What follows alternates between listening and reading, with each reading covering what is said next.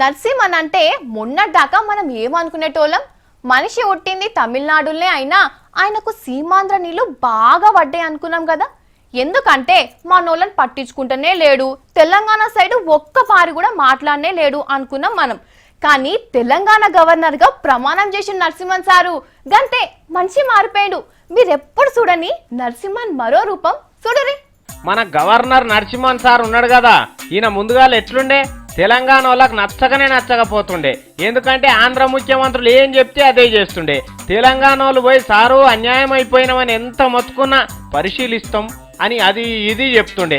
ఇక బొచ్చెడు మంది తెలంగాణ లీడర్లు ఈయన తీసేయాలని కూడా అన్నారు అప్పట్లా. కానీ ఇవాళ అదే Narasimhan sir Telangana first governor అయిండు.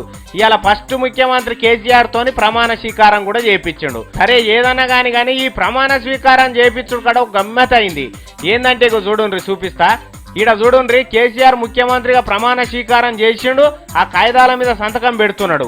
ఆ వెనక దిక్కు చూడు గవర్నర్ సార్ ఎంత గాయ అవుతున్నాడో. ఎందుకో ఎరికేనా, పూలగుత్తి అందుకోండి, పూలగుత్తి అంటున్నాడు కేసీఆర్ చేతిలో పెట్టాలని. ఇక అది కూడా కేసీఆర్ సార్కి ఇష్టమైన గులాబీ పూల గుత్తే తెచ్చిండు.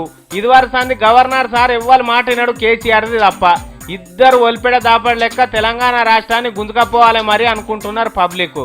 అన్నట్టు మర్చిపోయిన గవర్నర్ నరసింహన్ సార్ ఇప్పటికెళ్ళి మనకే కాదు, మన పక్క రాష్ట్రం ఆంధ్రప్రదేశ్ కూడా ఆయన్నే గవర్నరు. చూసిర్రా చిత్రం, నరసింహన్ పుట్టిందేమో తమిళనాడులా, కానీ మన రెండు తెలుగు రాష్ట్రాలకు గవర్నర్ అయింది అన్నట్టు.